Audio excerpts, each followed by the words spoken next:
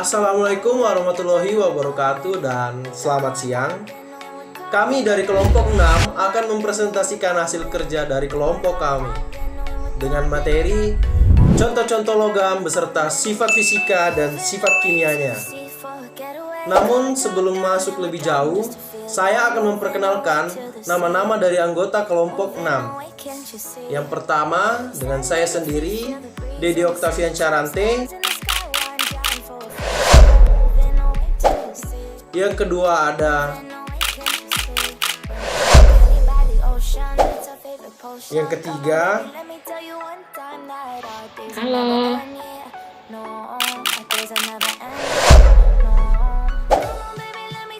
Dan yang terakhir. Halo.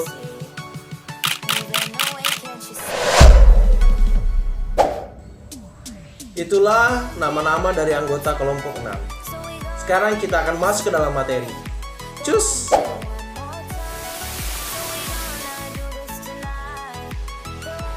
Baik, saya akan menjelaskan sifat kimia logam. Yang pertama adalah logam memiliki energi ionisasi yang rendah. Dari tabel periodik dalam satu periode dari kanan ke kiri, kecenderungan energi ionisasinya semakin tinggi. Sedangkan dalam satu golongan dari atas ke bawah, kecenderungan energi ionisasinya semakin rendah. Dari tabel tersebut kita bisa lihat energi ionisasi logam yang paling rendah adalah dalam golongan alkali atau golongan 1A, di mana konfigurasi elektron valensi golongan alkali adalah Ne1, yang menyebabkan logam alkali memiliki kecenderungan mudah untuk melepaskan sebuah elektron untuk membentuk ion bermuatan +1 sehingga memiliki konfigurasi elektron stabil seperti gas mulia yang menyebabkan energi ionisasinya relatif rendah. Dari tabel tersebut juga kita bisa lihat unsur yang paling sering dijumpai dalam kehidupan adalah Na atau natrium. Natrium memiliki energi ionisasi pertama adalah 496 dan energi ionisasi natrium kedua adalah 4562.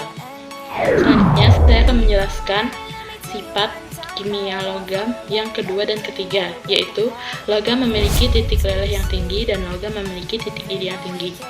Dari tabel periodik juga kita bisa lihat satu periode dari kanan ke kiri untuk titik leleh dan titik didihnya itu akan semakin tinggi sampai di golongan keempat dan akan turun drastis di golongan kelima sampai golongan ke-8. Sedangkan untuk satu golongan dari atas ke bawah, untuk golongan 1A sampai 4A itu dari atas ke bawahnya akan semakin rendah. Sedangkan untuk golongan 5A sampai 8A dari atas ke bawah, titik leleh dan titik didihnya semakin tinggi. Untuk salah satu unsur yang memiliki titik leleh dan titik didih tinggi itu adalah seperti natrium, magnesium, dan aluminium yang berada dalam satu periode. Dengan muatan natrium itu adalah 1, muatan magnesium +2, muatan aluminium itu +3. Semakin besarnya muatan positif suatu unsur logam, maka semakin tinggi juga ikatan logam yang terjadi, dan juga akan semakin tinggi titik leleh dan titik didih dari logam tersebut. Dan bisa kita lihat dari data tersebut, titik leleh untuk natrium itu adalah 97,8. Terus untuk magnesium itu titik lelehnya 649 dan aluminium 660. Sedangkan titik didih natrium itu adalah 883, titik didih magnesium itu 1090 dan titik didih aluminium itu 2467. Dan ketiga unsur itu merupakan salah satu unsur logam yang memiliki titik leleh dan titik didih tinggi. Seperti yang dapat dilihat dari natrium ke magnesium itu titik leleh dan titik didihnya semakin naik. Selanjutnya, materi sifat kimia logam akan dilanjutkan oleh teman saya, Mikael Ardika.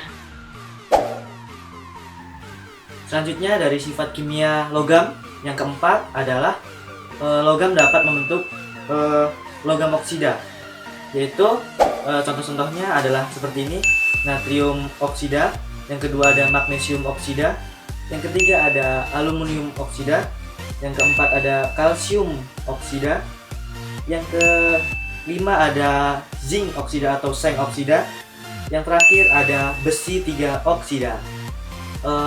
Jika besi itu dapat menjadi oksida, itu reaksinya seperti ini. Ya. Mungkin belum setara reaksinya, kita setarakan. Oke. Baik, besi 3 oksida itu gambarnya seperti ini. Nah, mungkin teman-teman kurang paham atau jarang melihatnya. Kalau seperti ini, ya banyak sekali bukan di lingkungan sekitar kita, yaitu besi 3 oksida itu adalah karat. Nah, ini adalah contoh proses dari perkaratan. Silahkan disaksikan.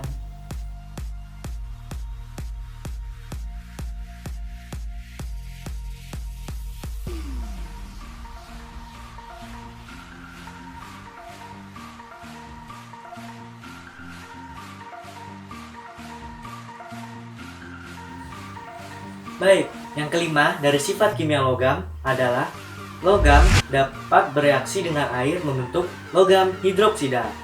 Nah, ini adalah contoh dari logam hidroksida. Yang pertama ada kalium hidroksida, yang kedua ada natrium hidroksida, yang ketiga ada litium hidroksida, yang keempat adalah aluminium hidroksida. Nah, saya akan memberikan contoh dari prosesnya terbentuknya litium hidroksida.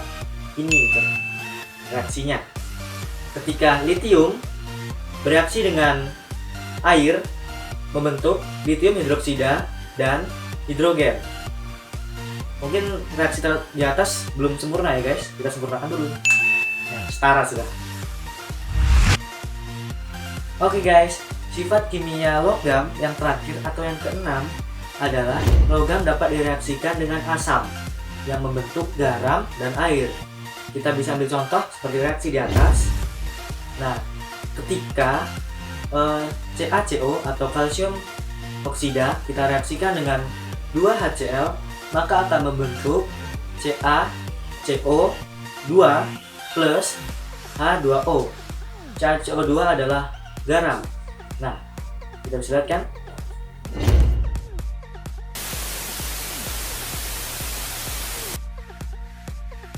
Selanjutnya, logam memiliki sifat memantulkan cahaya.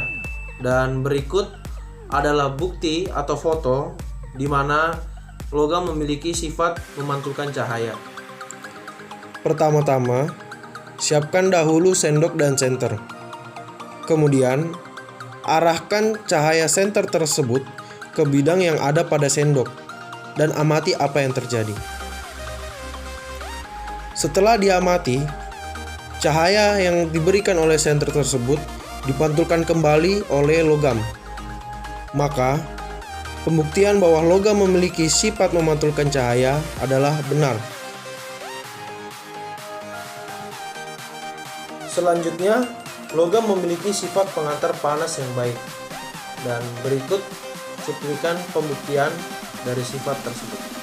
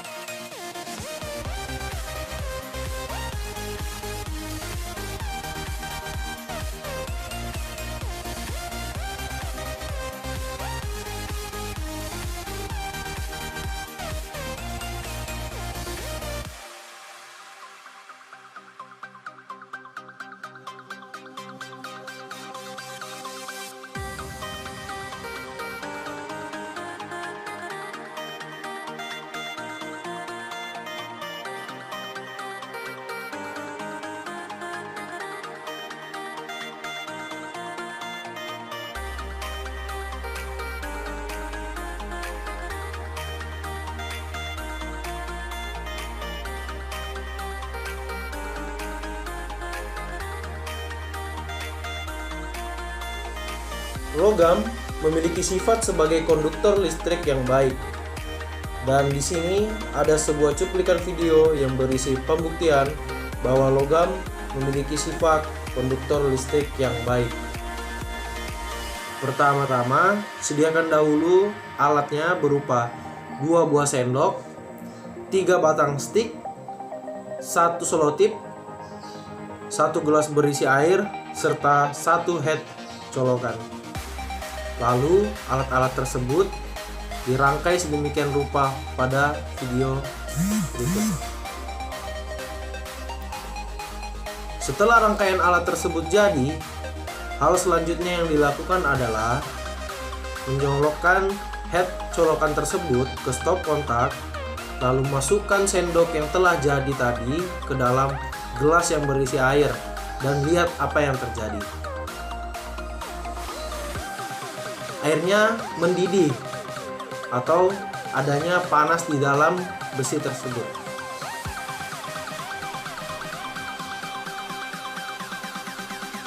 Selanjutnya yang keempat, yaitu logam memiliki kemampuan untuk ditempa atau diubah menjadi bentuk tertentu.